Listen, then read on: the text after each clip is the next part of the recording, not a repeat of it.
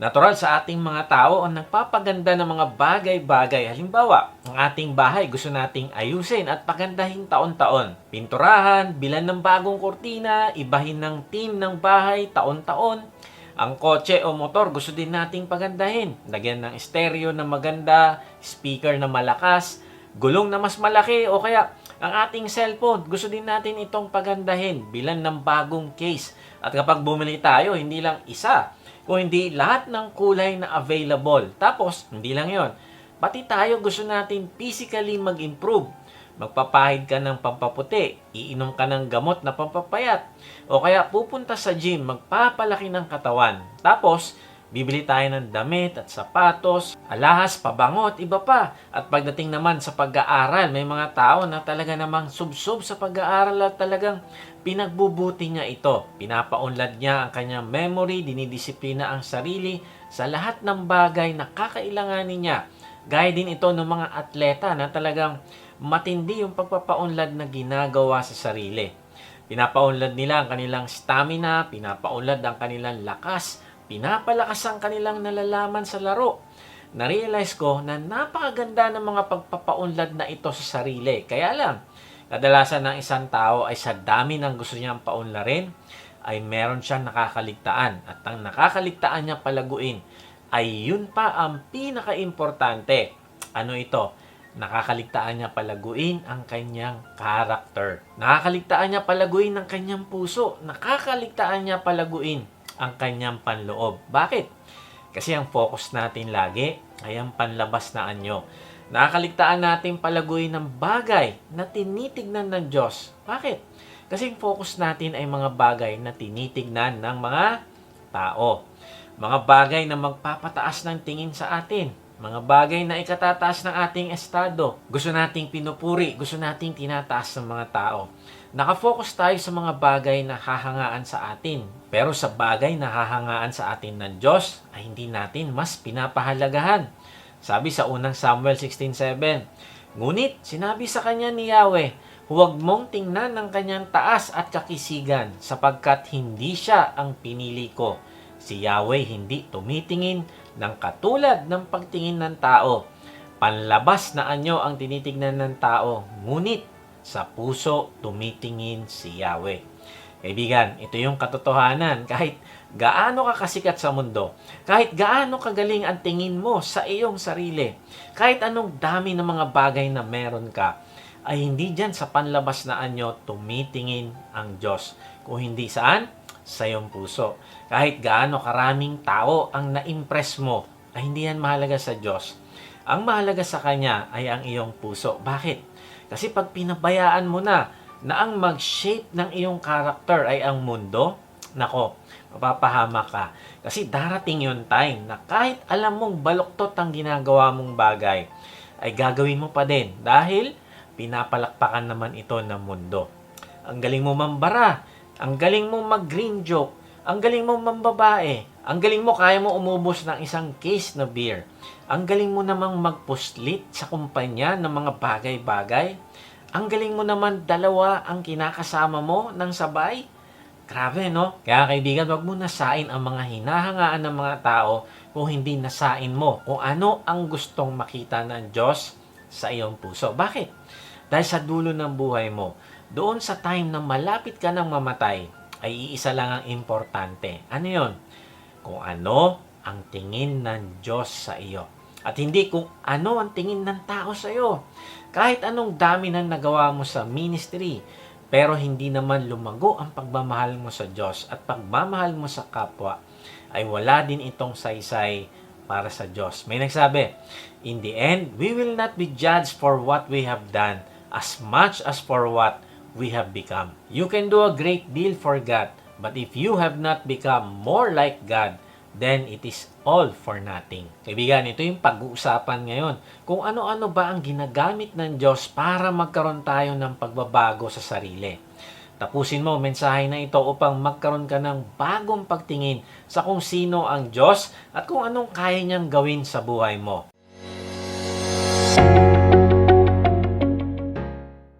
Magandang araw muli mga ka-Wotji. Salamat sa Diyos sa inyong pagsubaybay sa mga mensahe ng ating Diyos dito sa ating vlog na may bagong upload every Sunday 6 p.m. Siya nga pala, kasama sa ating video ang life application guide na pwede nyo magamit sa inyong family devotion o small group. May kita nyo ang link nito sa description. Sa mga hindi pa nakakilala sa akin, ay ako po si Kuya Mike. Ang calling po sa akin ng Diyos ay magbahagi ng kanyang salita sa paraang mas madaling maiintindihan ng mga manonood. Salamat din pala sa mga bagong members ng ating online discipleship group. Sa mga gustong mag-lead naman ng Bible Study Group, ay message nyo lang kami. Type nyo ang salitang lead at magre-reply kami para sa link ng registration. Salamat sa Diyos sa mga taong umattend ng Biblical Foundation Batch 2 nitong Thursday lang. At kung gusto nyo humabol pa, ay pwede pa. Kaya kung gusto mong makilala ng gusto ang Panginoong Yesus at maihanda ka sa paglilingkod sa Kanya, mag-type ka lang ng BF sa comment section. Tapos, meron na nga pala tayong live worship service sa App Live na ginaganap every Sunday 10 a.m. Pwede namin kayong ipanalangin dito pagkatapos ng service. Sa mga gustong sumamba na kasama namin ay mag-type lang kayo ng worship at padadala namin kayo ng link. Kung hindi ka pa nga pala nakakasigurado sa iyong kaligtasan, hindi ka sigurado kung matapos ka mawala sa mundong ito ay makakasama mo ang Diyos sa langit, ay mag-type ka lang ng save sa comment section at babahaginan ka namin ng mabuting balita. Tapos magkakaroon nga pala tayo ulit ng baptism. Kung ikaw ay nagsuko na ng buhay mo sa Panginoong Yesus, ay inaanyayahan ka namin na magpabaptize at i-declare ang iyong pakikipag-isa sa Panginoong Yesus publicly. Type mo sa comment section ng baptize at magpapadala kami sa iyo ng registration link. Then, kung gusto mo namang parangalan ng Diyos sa buhay mo, ay inaanyayahan ka din naming sumulat ng iyong patotoo na isasama namin sa ating mensahe.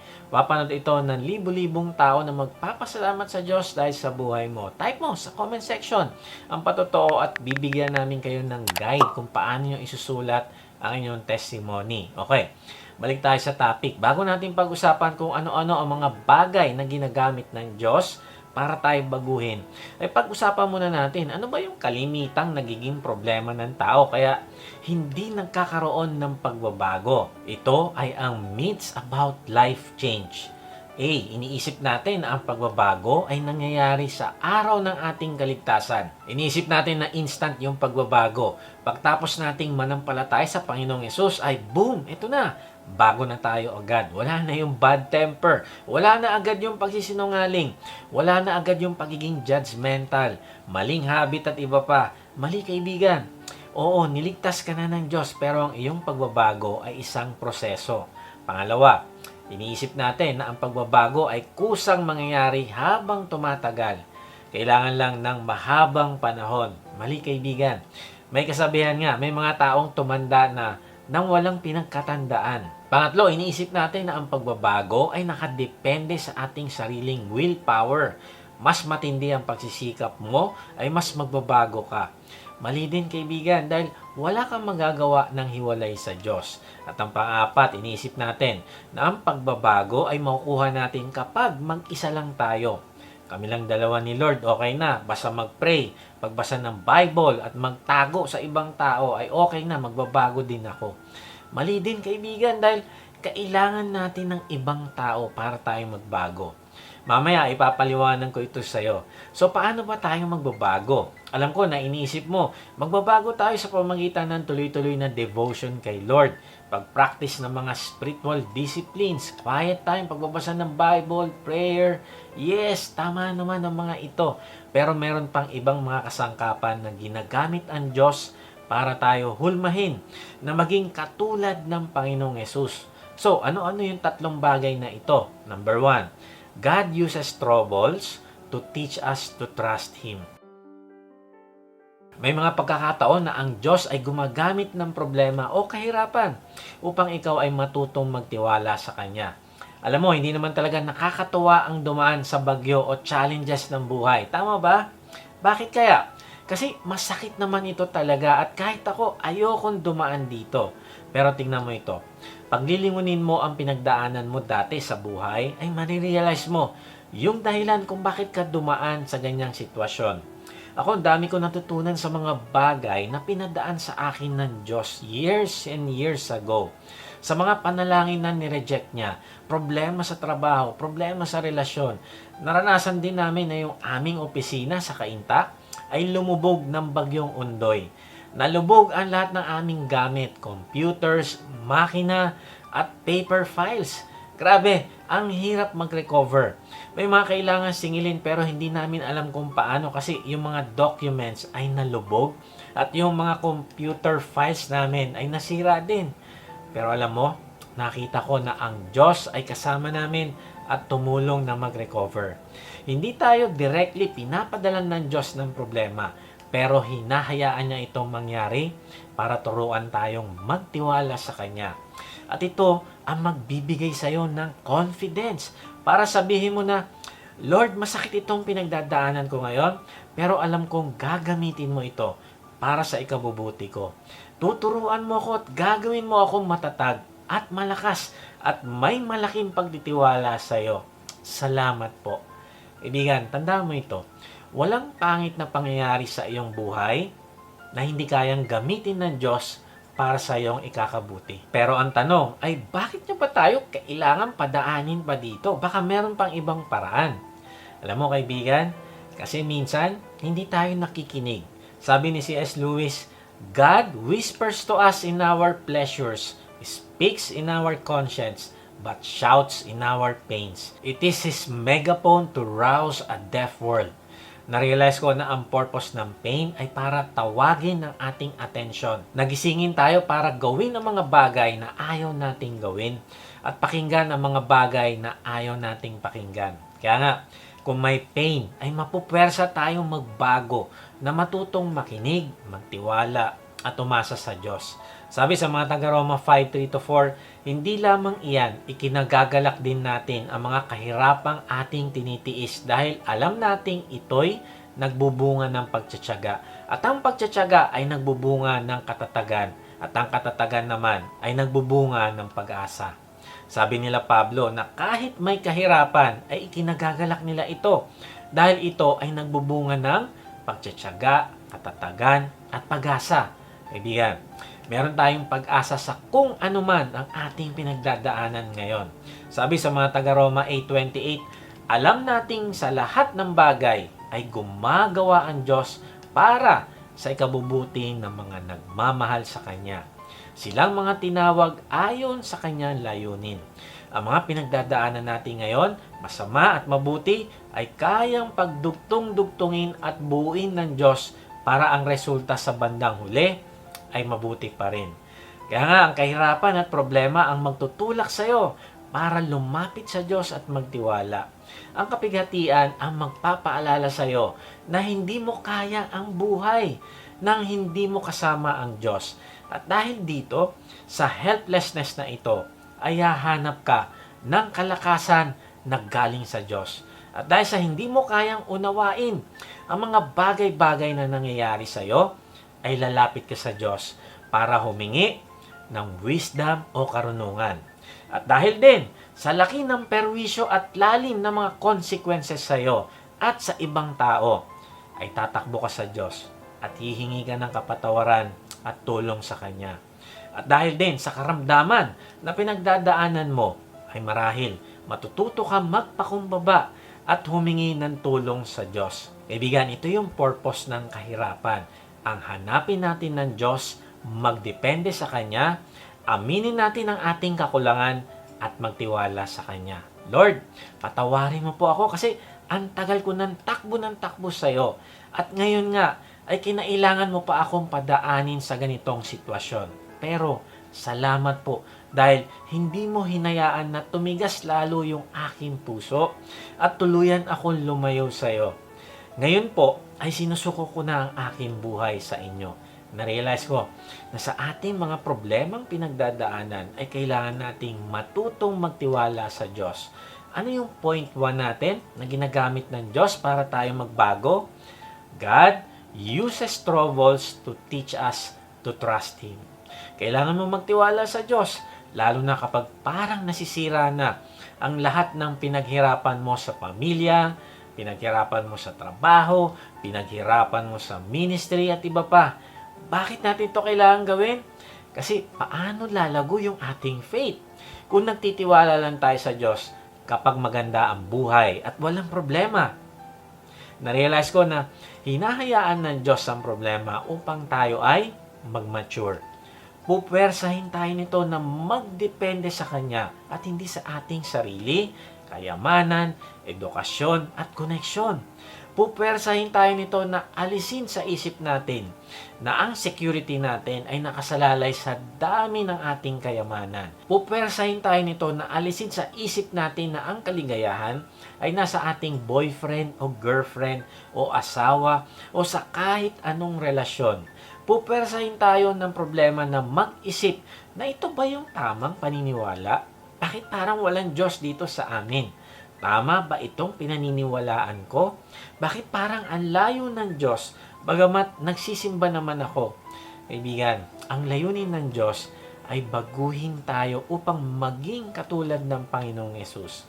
Sabi sa Efeso 4:13, sa ganitong paraan, maaabot nating lahat ang pagkakaisa sa pananampalataya at pagkakilala sa anak ng Diyos at ganap na lalago sa espiritual nating pamumuhay hanggang maging katulad tayo ni Kristo. Kaibigan, isa sa dahilan ng pagtawag sa atin sa pamamagitan ng problema ay upang suriin natin yung ating pananampalataya, upang matuto tayong magtanong kung tayo ba ay meron talagang relasyon sa Diyos o meron lang tayong religion.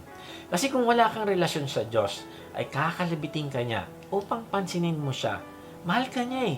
Gusto niya magkaroon ng nagmamahalang relasyon sa'yo. Minsan, tapik pag hindi ka talaga nakikinig. Bakit? Kasi kung wala kang relasyon sa Kanya, ay hindi ka matututong magtiwala sa Kanya. At kung hindi niya hahayaang dumaan ng problema, ay hindi ka matututong magsuri at mag-meditate. Kaibigan, napaganda ng plano ng Diyos sa iyo. Ayon sa talata, ay gusto niyang lumago ang spiritual mong buhay. Makilala mo ng gusto ang Panginoong Yesus at maging katulad ka niya. Kaya kaibigan, huwag kang magalit sa Diyos kung hinahayaan niya na dumaan ka sa problema na yan. Dahil mahal ka niya at ayaw niyang ibaon mo lalo ang sarili mo sa kapahamakan. Kung hindi mo siya makikilala at kung hindi ka niya magagabayan bilang iyong tatay sa langit. Sabi sa Hebreo 12:6, sapagkat dinidisiplina ng Panginoon ang mga minamahal niya at pinapalo niya ang itinuturing niyang mga anak. Kaibigan, imaginein mo ito. Kung ikaw ay magulang, ay napipilitan ka din namang disiplinahin ng iyong anak. Lalo na kung siya ay mapapahamak sa kanyang pagsuway. Tama ba? Walang mabuting tatay ang hahayaang mapahamak ang anak dahil sa kanyang maling ginagawa. Kaya kung ikaw ay magulang, ay kailangan mo ding matutong magdisiplina sa iyong mga anak para mapabuti yung kanilang kalagayan. Nakakalungkot kasi may mga magulang na kinukonsinti ang mga anak na ayaw magtrabaho o mga palaasa sa magulang. Nag-asawa na at nagkaanak ay naroon pa din sa pamamahay ng magulang at patuloy na umaasa sa kanilang sustento sa pagkain, panggatas at pag-aaral ng mga anak. Minsan iniisip natin magulang na mahal ko kasi sila kaya ito yung ginagawa ko. Mali kaibigan, ang tamang pagmamahal ay mas pahahalagahan mo ang mas makakabuti sa kanila kahit pa nga minsan ay masakit. Ang goal natin ay ang kabutihan ng ating mga anak at ito ay maya-apply mo hindi lang sa iyong mga anak kundi sa lahat ng taong minamahal mo.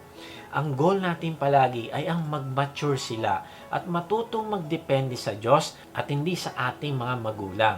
Ang goal natin ay matuto silang magbanat ng buto at hindi umasa o maging pabigat sa kahit sinong tao. Hayaan mo silang bumukod. Bakit? Kasi kapag naranasan nila ang hirap ng pagbabayad sa bahay, tubig, kuryente at iba pa, ay mabilis silang magmamature. Kapag naging mahirap sa kanila ang pakikisama sa bawat isa, nang walang nakikialam na magulang, ay mabilis silang lalago. Mas matututo silang magmahal sa bawat isa, sa ginhawa man o kahirapan. Ang mga kahirapan ang tutulong sa kanila upang gumaling at bumuti, at ito rin yung tutulong sa kanila upang maghanap sa Diyos. Tandaan natin na ang goal ng Diyos sa bawat isa ay hindi convenience at comfort, kung hindi quality at character. Noong araw ay walang malalaking factory na nagre-refine ng gold. Kaya ang ginagawa ng mga tao na nagre-refine para masala nila yung purong ginto ay paiinitan nila ito ng mainit na temperatura upang ang mga impurities o mga dumi na hindi dapat kasama sa ginto ay lumutang.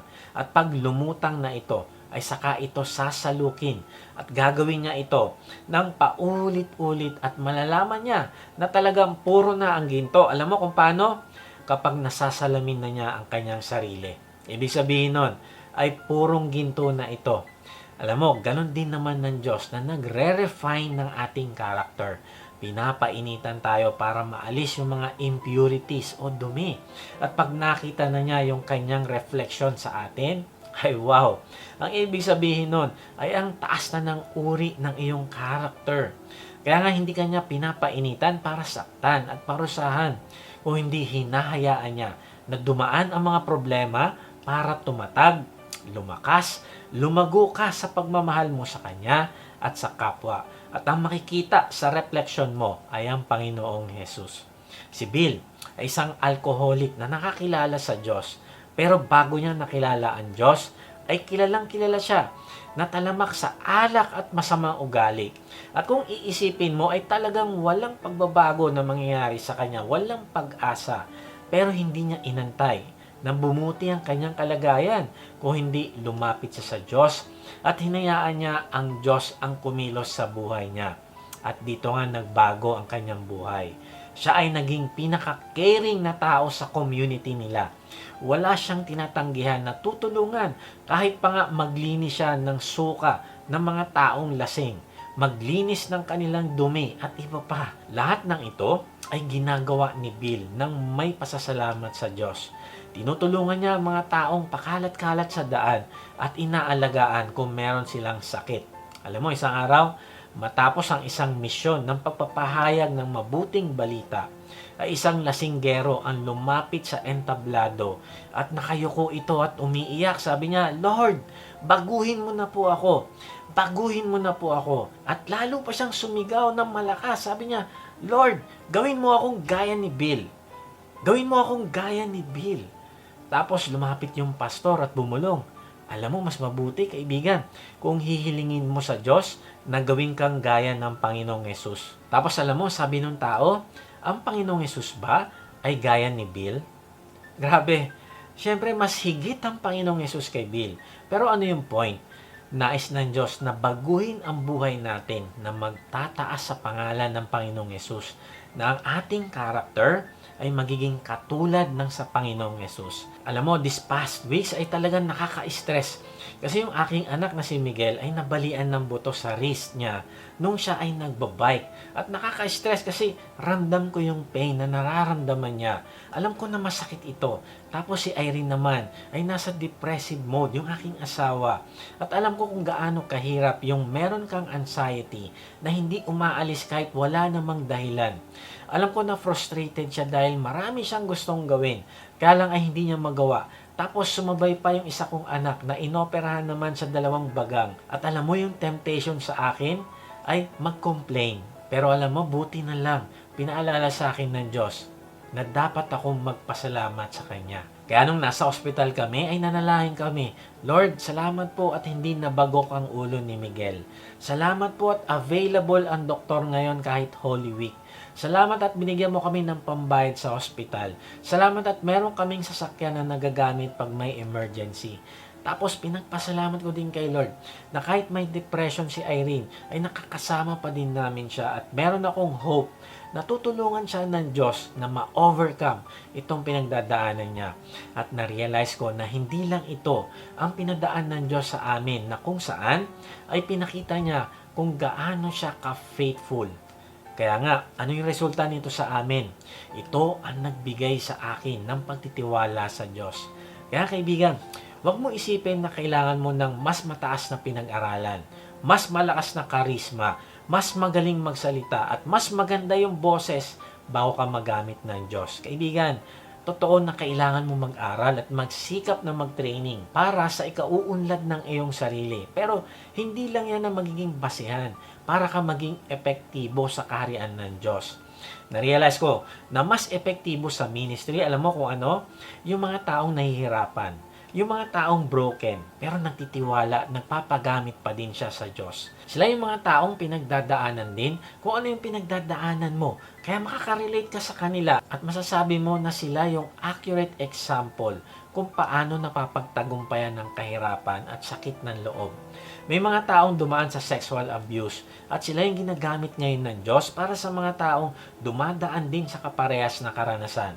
May mga taong dumaan sa broken relationships, addiction, at iba pa na ginagamit naman ng Diyos para maging encouragement sa iba. Kaya nakakalungkot kasi inisip natin kailangan maging perfect ang buhay bago tayo maglingkod sa Diyos. Saka na ako maglilid ng D-group pag naging mananampalataya na yung aking asawa at mga anak.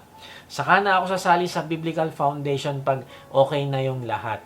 Saka na ako sasali sa discipleship group pag may ipon na ako sa bangko at nakabili na ng bahay at nakapagtapos na ang aking mga anak sa eskwelahan. Sa ngayon ay busy pa ako, kailangan yung retired na ako saka ako lalapit sa Diyos.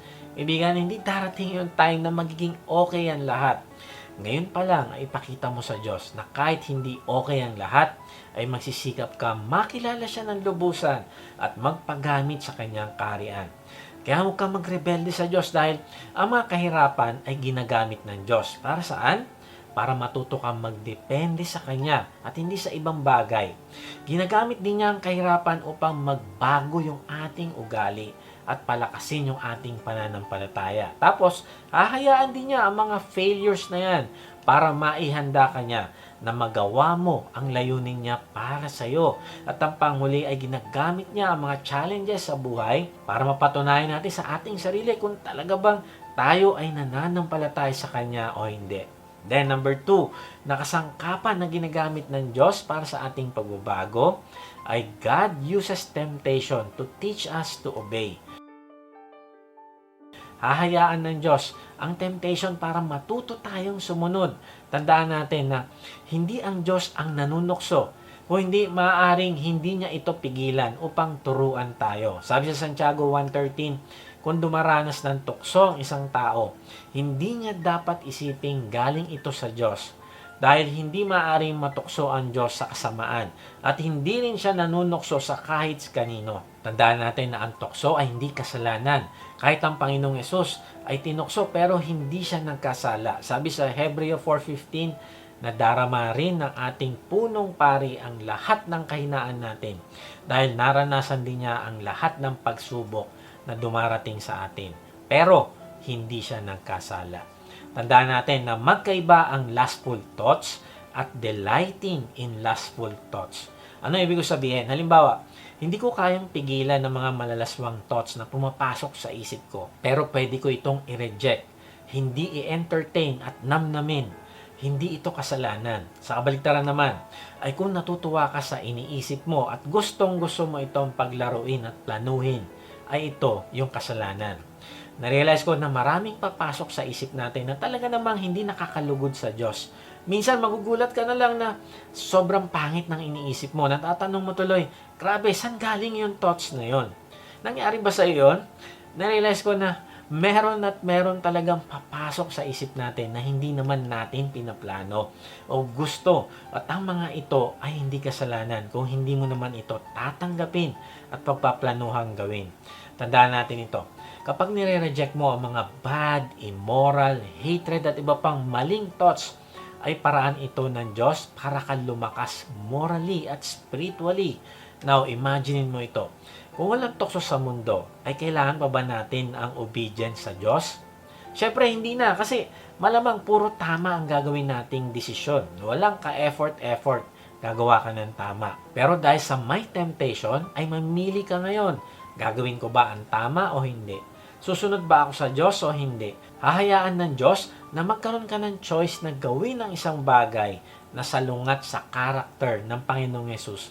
Gaya ng pagmamahal, pagtsatsaga, katapatan, at pagpipigil sa sarili. At kapag pinipili mo na gawin yung mga Christ-like character, ay pinapaunlad mo ang sarili mong ugali at pagsunod. Kaya kaibigan, ito yung tandaan natin. Napaka-crucial na kailangan mo laging piliin ang tama. Moment by moment, minu-minuto, oras-oras, maghapon. Bakit? Kasi yung mayat maya mong pagsunod ay ang magpapalakas sa iyo Ang character natin ay parang muscle. Kailangan itong ma-stretch. Halimbawa, hindi ma-develop ang iyong integrity kapag nag-e-exam ka, pag may nagbabantay sa iyong instructor. Tama ba? Kasi wala kang chance na mandaya. Kaya lang, hindi ma-stretch ang iyong integrity. Pero, may stretch ang iyong integrity kapag walang nagbabantay sa iyo at meron kang chance na mandaya. Tama ba? Ganon din sa trabaho. Kapag walang nagbabantay sa iyo, ay may stretch din ang iyong honesty at hard work. Paano? Kapag mas pinipili mo na magtrabaho lang ng mabuti maghapon, hindi mo hinahayaan na matempt ka sa cellphone. Hindi mo hinahayaan na masayang ang oras sa pakikipagkwentuhan. Hindi mo hinahayaan na maging example ka ng pagpasok ng late o pag-absent. Hindi mo hinahayaan na manalo ang temptation sa iyo na pabayaan mo ang iyong trabaho. Kaya nga, every time na natututo kang pumili ng tama, ay natututo kang sumunod sa Diyos. At mas nagiging katulad ka ng Panginoong Yesus. Now, tandaan natin na hindi darating yung time na wala na temptation. Kung hindi, kasama natin ito palagi sa buhay. Pero, makakaasa ka naman na hindi ka hahayaan ng Diyos sa isang tukso na hindi mo kayang labanan. Makakaasa ka din na tutulungan ka niya mapagtagumpayan ito. Sabi sa unang Korinto 10:13, walang pagsubok na dumarating sa inyo na hindi naranasan ng ibang tao. Ngunit maaasahan natin ang pangako ng Diyos na hindi niya tayo pababayaang subukin ng higit pa sa ating makakaya. Kaya kung dumaranas kayo ng pagsubok, gagawa siya ng paraan para mapagtagumpayan ninyo ito. Now, ang tanong, paano tayo lalaban sa tukso? Kaibigan, huwag ka mag-focus sa pag-iisip sa tukso. Ayoko gawin ito, ayoko gawin yan, pipigilan ko ito, gagawin ko ito. Mali, kasi kung ano yung iniisip mo palagi, ayun yung gagawin mo. Kaya nga, ang paglaban sa tukso ay magsisimula ka sa pagbabago ng iyong iniisip at pagbabago ng iyong focus. Punuin mo ang isip mo ng mga bagay na mabubuti na galing sa salita ng Diyos. At kapag busy ka sa mga ganitong kaisipan, ay lumalakas din ang iyong kakayahan na sumunod sa Diyos. Kaya nga, pinapayuhan tayo ng Diyos na baguhin yung ating isip. Sabi sa Filipos 4:8, bukod dyan mga kapatid, lagi ninyong isaisip ang mga bagay na mabuti at kapuri-puri, mga bagay na totoo, marangal, matuwid, malinis, maganda at kanais-nais. Kaya alam mo, nakaka-bless yung mga taong masisipag mag-aral ng salita ng Diyos. Dito sa ating Biblical Foundation, meron na silang discipleship group, meron pa silang araw-araw na personal na pagbabasa ng salita ng Diyos, tapos active pa sa pag-serve at pag-worship kay Lord pag Sunday. Grabe! Sa tingin nyo ba, ay may puwang pa kaya na sila ay matempt? Yes, posible pa din. Pero mas mahirap na ma-entertain natin ang temptation kung busy na tayo sa mga bagay ng Diyos. Sabi sa Galatia 5:16, kaya mamuhay kayo ng ayon sa nais ng banal na espiritu para hindi ninyo mapagbigyan ang pagnanasa ng laman. Kaibigan, kapag busy ka sa Diyos, ay ginagawa mong mahirap para sa kalaban ang manalo. Dahil hindi mo mapagbibigyan ng pagnanasa ng iyong laman. Pero kung parati kang walang ginagawa, ay naku, asahan mo. Yung temptation ay palaging nandyan sa isip mo. At malamang-lamang na yan ay papatulan mo.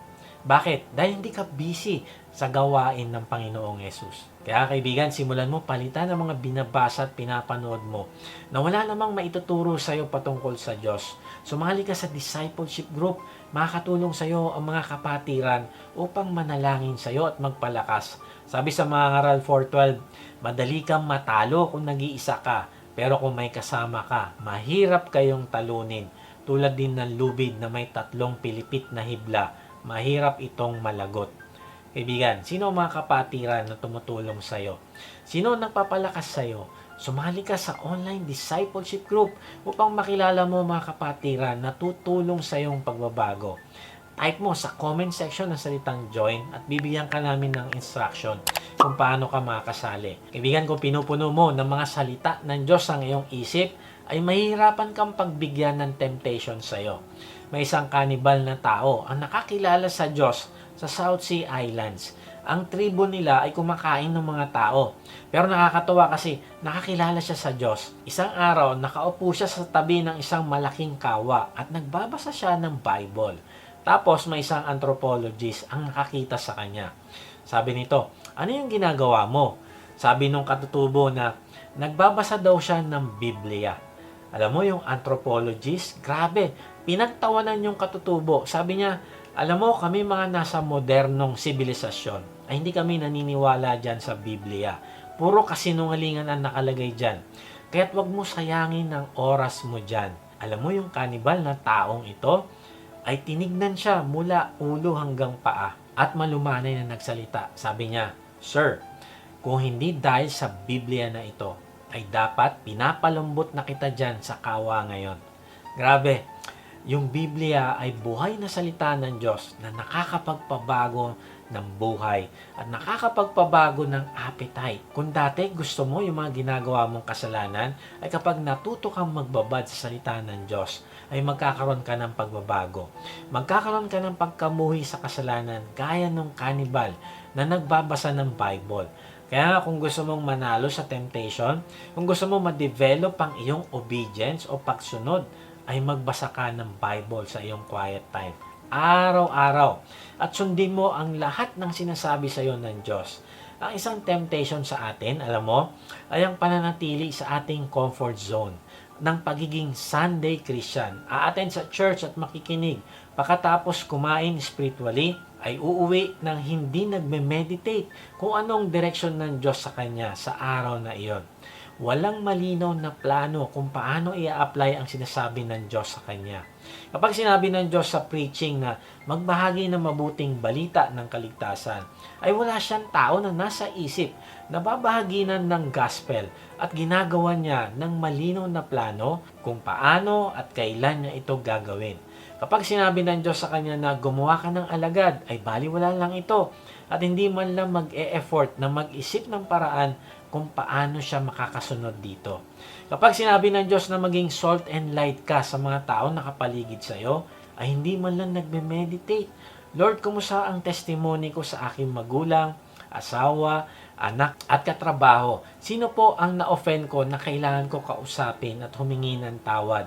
Kaibigan, hindi ka matututo na magbago kung hindi ka aalis sa iyong comfort zone. In fact, sa kabaligtaran nga ay kung ayaw mo masaktan sa pagtawag ng atensyon sa iyo ng Diyos, ay gawin mo na ang mga bagay na pinapagawa niya sa iyo.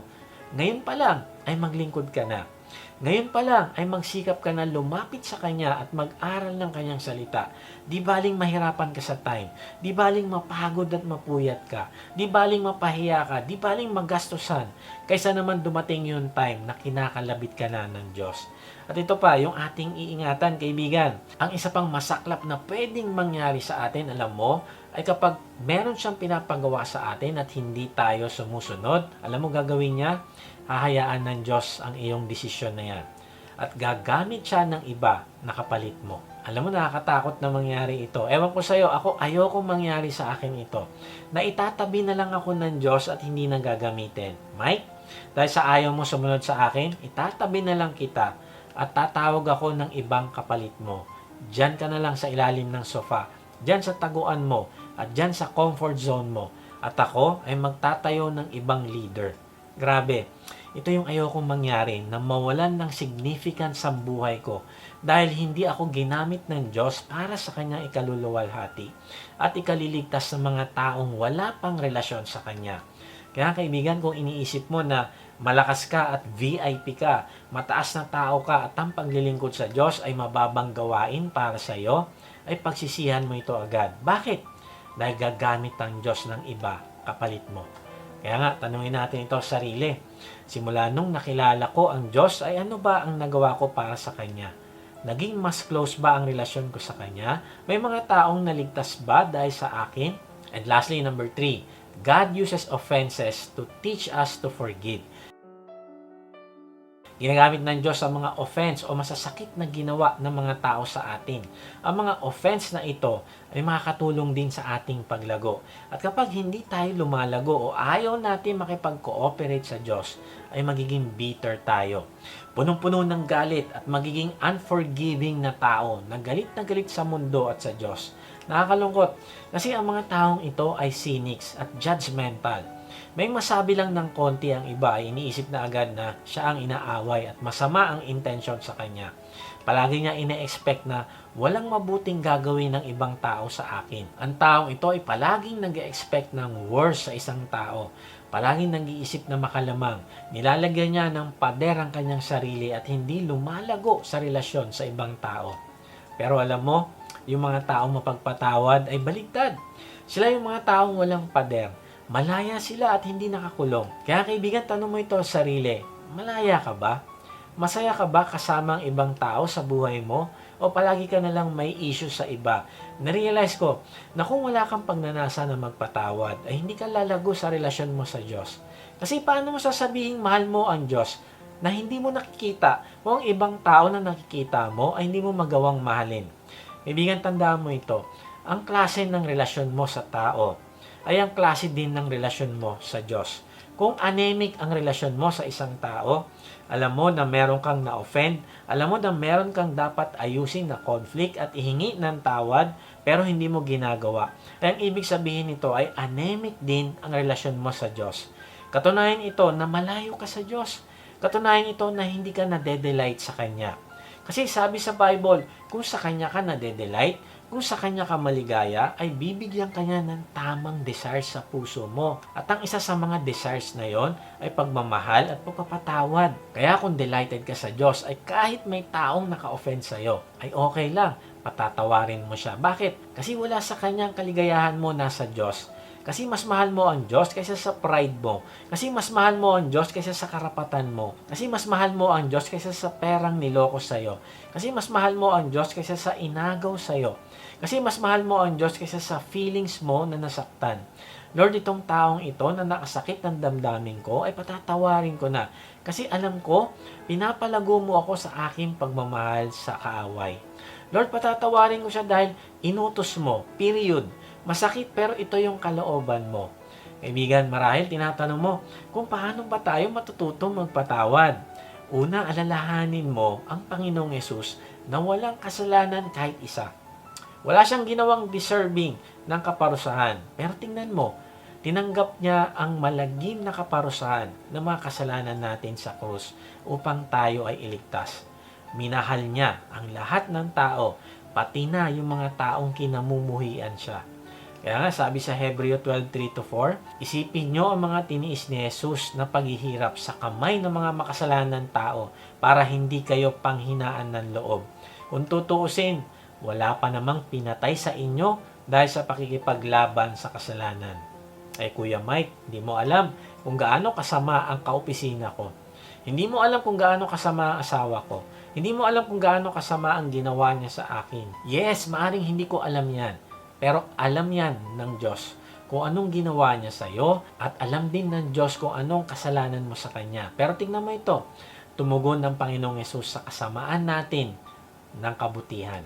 Tumugon siya ng pagmamahal sa pagkamuhi ng mga tao sa Kanya. Tumugon siya ng pagpapatawad sa akin at sa iyo kahit pa nga hindi pa tayo nagbabago. Now, kung gusto mong maging Christ-like, kung gusto mong i-honor ang Panginoong Yesus dahil sa pagmamahal niya sa iyo, ay gawin mo din ang pagpapatawad sa iba. Lahat tayo ay nakatira dito sa imperpektong mundong ito at nakaka-offend tayo ng iba at na-offend din tayo ng ibang tao. Kaya kailangan nating maging mapagpatawad. Noong Thursday ay may ginawa akong drastic decision dahil gusto ko masolve agad yung kakulangan sa isang department sa aming kumpanya. At meron akong na-offend na tao. Kaya nag-apologize ako sa text. Buti na lang by God's grace ay pinatawad ako nung taon na ito. Now, kung ayaw mong magpatawad sa iba, ay siguraduhin mo na ikaw ay hindi din magkakasala. Siguraduhin mo na hindi mo kailangan ang pagpapatawad ng iba at pagpapatawad ng Diyos. Kaibigan, isang self-deception na isipin mo na hindi mo kakailanganin ang pagpapatawad ng ibang tao. Bakit? Kasi kagaya ko na hindi perpekto ay hindi ka din perpekto. Pangalawa, isipin mo din ang sacrifice, patience at grace na ginawa ng Panginoong Yesus para sa iyo. Kung siya ay willing mag-sacrifice para sa iyo, ay marapat lang na handa ka ding mag-sacrifice para sa iba. Sabi sa Efeso 4:32, sa halip maging mabait kayo at maawain sa isa't isa. At magpatawad kayo sa isa't isa gaya ng pagpapatawad ng Diyos sa inyo dahil kay Kristo. Kaibigan, hindi ko alam kung anong ginawang kasalanan sa'yo, pero kung pinatawad ka ng Diyos, ay ayon sa talata, ay magpatawad ka din. Alam mo ba na napakabigat na burden para sa ating sarili ang hindi pagpapatawad? Huwag mo hayaang makulong ka sa ganitong burden. Malungkot mamuhay sa isang pamilya na meron kang burden. Malungkot magtrabaho sa isang opisina na meron kang burden. Malungkot mag-serve kay Lord sa isang ministry na may burden ka din. Meron kang tao na hindi pinapatawad at pinapakawalan. Tandaan mo na ang hindi pagpapatawad at ang kaligayahan ay hindi pwedeng magkasama. Maraming taong gustong lumigay sa buhay, kaya lang narealize ko na ang taong ayaw magpatawad ay kahit kailan hindi makakatagpo ng kaligayahan at katahimikan. Maaari kang umalis sa pamilya na iyan. Maaari kang mag-resign sa trabaho at umiwas sa taong ayaw mo patawarin. Maaring mag-resign ka sa ministry. Maaring magpakalunod ka sa pera at iba pang material na bagay. Pero kung meron kang taong hindi pinapatawad, ay malungkot ka pa din at hindi ka magkakaroon ng mapayapang relasyon sa Diyos. Ang pagpapatawad ay parang cleansing diet. Inaalis mo yung toxin sa iyong katawan. O ang sigarilyo ay makakasama sa iyong pisikal na katawan, ay ang hindi pagpapatawad ay makakasama sa iyong emotional health. 2 linggo na ang nakakaraan nung meron kaming binili na bagong mixer na gagamitin para sa live stream. Binili namin yung mixer dahil nagtiwala kami na kami ay tutulungan ng isang tao na mag-setup nito. Dahil hindi naman kami marunong mag-connect nito sa computer at gamitin yung iba-ibang features. Nagpunta naman siya initially, kaya lang ay hindi namin natapos at kailangan niyang bumalik para ayusin naman namin yung recording mix. Alam mo, nangako siya na Sunday ay pupunta siya dahil nung Tuesday na yon ay hindi siya pwede at sabi niya Sunday na lang. Pag nagtitext ako sa kanya, ay hindi siya nagre-reply. At talaga namang kailangan ko pa makiusap para lang siya mag-reply. At saka pa lang nga siya magre-reply. So nag-antay kami simula Tuesday hanggang Sunday. Hindi na kami naganap ng iba pang magsisetup. Tapos Saturday ay nag-text ako sa kanya, pinaalala ko. Hindi na naman siya nag-reply. Tapos Sunday na maaga-maaga nag-text din ako dahil sa usapan namin ay 7 a.m. Kaso hindi na naman siya nag-reply. At kahit inulit-ulit ko yung text ay hindi siya nagre-reply. Yun pala ay wala siyang balak pumunta. Hindi man lang siya nagsabi at bigla na lang siya hindi sumipot. Alam mo, yung temptation sa akin ay mag-text sa kanya ng mga bagay na makakasakit sa kanya. Pero pinaalala sa akin ng Diyos na pinatawad niya din ako. Kaya ang ginawa ko ay pinanalangin ko na bigyan siya ng mas marami pang customer ng Diyos. At nag-text ako sa kanya para sabihin na na-offend ako sa ginawa niya at sinabi ko sa kanya na pinatawad ko na siya. Alam mo, nang ginawa ko yon ay yung inis ko ay napalitan ng peace. Kasi wala akong burden na dapat dalhin sa buhay ko. Hindi na ako mahirapan makipag-usap sa Diyos dahil alam ko na sinunod ko na siya sa pinapagawa niya sa akin. Kaibigan, ikaw din ang mahirapan kung hindi ka marunong magpatawad at maapektuhan ng intimacy mo sa Diyos. May nagsabi, unforgiveness is like drinking poison and expecting another person to be hurt by it. Grabe, ang sinasaktan mo kaibigan na ikaw din, kaya matuto kang magpatawad. Tuwing may nakakairita na tao, isipin mo na ginagamit ng Diyos ang offense para matuto kang magpatawad. Pipiliin mo ba na magpatawad? Pipiliin mo ba ang maging katulad ng Panginoong Yesus at lumago ang karakter mo o pipiliin mo ang iyong sarili? Kaibigan, sa tuwing pinipili mo ang tumugon na may patience, love, kindness at mercy, ay ang karakter mo ay nagiging kagaya ng Panginoong Yesus. Tandaan mo na hinahayaan ng Diyos na dumaan sa buhay natin ang ibang tao, mabuti at masama, para paunlarin yung ating karakter. Sabi sa Kawikaan 27:17, kung paanong pinapatalas ng bakal ang kapwa-bakal, ang tao na may matututo sa kanyang kapwa-tao. Kaibigan, matututo ka sa iyong kapwa-tao. Kung mabuti siya, ay gayahin mo kanyang ginagawa at lalago ang iyong karakter. Kung masama naman siya, ay mahalin mo at patawarin pa din at lalong lalago ang iyong karakter na maging mapagmahal sa Diyos at mapagmahal sa kapwa. Alam mo, may mga religion na ang paniniwala ay para ka maging mature, ay pumunta ka sa bundok. Yung walang ibang tao, ikaw lang, parang monks na naka-isolate sa maraming tao. Kasi para maging banal daw sila. Mali kaibigan. Hindi ka magiging katulad ng Panginoong Yesus kung malayo ka sa mga tao. Bakit? Kasi ang totoong maturity ay natututo kang magmahal ng mga taong hindi ka mahal-mahal. Hindi mo pa-practice ang pagmamahal kung nag-iisa ka. Kasi wala kang patatawarin, wala kang pagpapasensyahan, wala kang tutulungan para ma-exercise mo yung generosity. Wala kang imi-mentor para lumago sa pananampalataya kung wala kang taong ginagawang alagad. Kaibigan, kailangan natin ang ibang tao para ma-practice natin ang pagmamahal. Kaibigan, maring ikaw ay ininsulto, pinahiya, tinakot, inabuso ng iyong sister-in-law o brother-in-law o may-ari ng iyong inuupahan na bahay o maaring ang naka-offend sa'yo ay ang business partner mo, asawa, kapatid, magulang, katrabaho at iba pa, ay simulan mo na magpatawad ngayon. At sinisigurado ko sa iyo na magkakaroon ka ng peace at joy na magpapapago sa buhay mo. Huwag mo hayaan na manalo ang dyablo na sirain ng buhay mo. Kung hindi matuto kang magpatawad simula ngayon.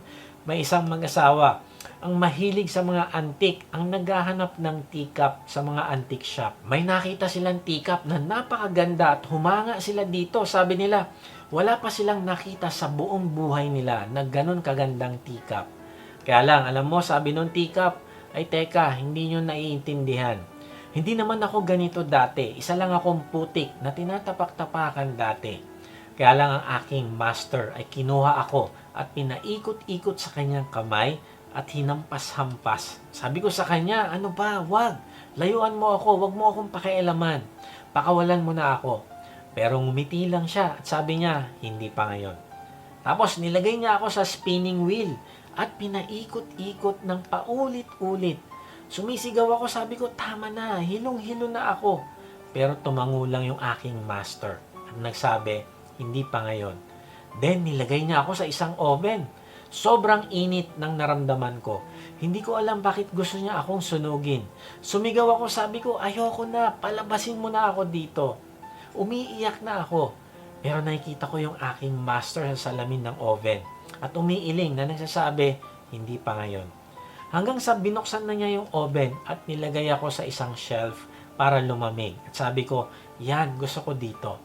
Kaya lang, maya-maya pa, ay pininturahan naman niya ako. Ang baho ng pintura at halos masuka ako. Sabi ko, tama na, hindi ako makahinga. Iyak ako ng iyak, pero sabi niya, hindi pa ngayon. Then, binalik niya ulit ako sa oven at this time, hindi na gaya nung nauna. Kasi ngayon, mas doble na yung init. Alam ko, masusuffocate na ako at mamamatay. Kaya nagmakaawa na ako, tama na, ayoko na. Sumigaw ako, umiyak ako, parang awa mo na, tama na. Pero hindi pa din siya tumigil. At alam ko na hindi ko na kaya, bibigay na ako at susuko na ako nang biglang bumukas ang pinto. Kinuha niya ako at nilagay sa shelf. Pagkatapos ng isang oras, kumuha siya ng salamin at pinakita niya sa akin yung aking sarili. Wow, sobrang saya ko dahil napakaganda ko na pala. Then, sabi sa kanya nung master, tanda mo ito. Alam ko na masakit nung pinaikot-ikot kita sa kamay ko at hinampas-hampas. Pero kung pinabayaan lang kita, ay matutuyo ka lang. Alam ko na nakakahilo ang spinning wheel. Pero kung hinayaan ko ang gusto mong mangyari, ay mawawasak ka ng tuluyan.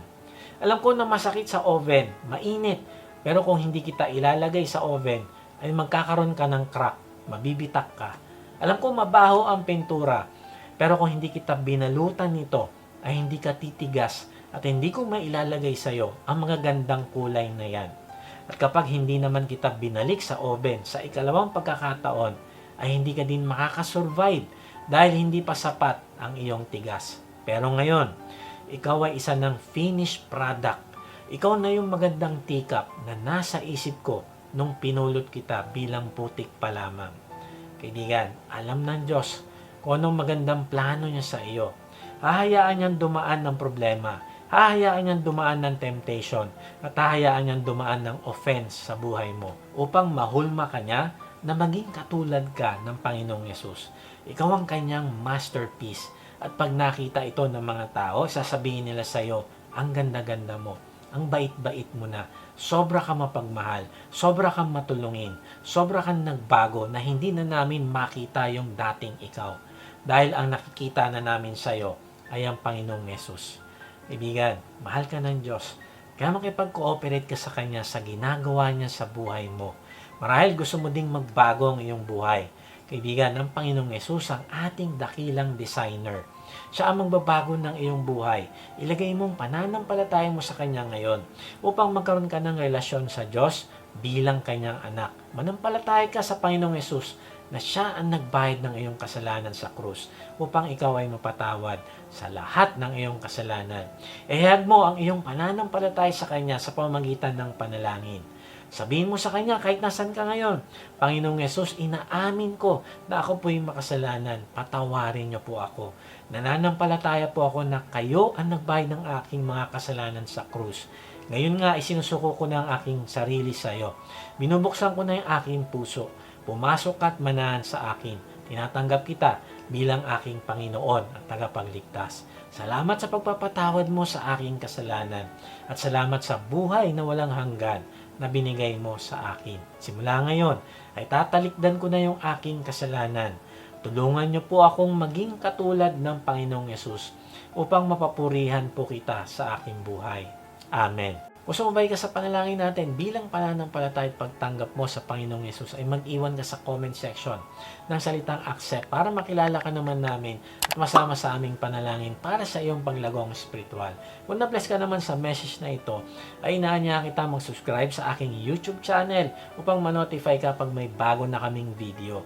Ibahagi mo din ang mensahe na ito sa iba ng mga nanghihina, nangangamba sa buhay at nasa kapigatian upang ma-encourage sila na lumapit sa Diyos na nagmamahal sa atin. Kung gusto mo namang mas makilala pa ang Diyos ay sumama ka lang sa aming online discipleship group. Type mo lang ang salitang join sa comment section. Kung napapanood mo naman ito sa Facebook, ay click mo lang yung send message at type mo doon ang salitang join.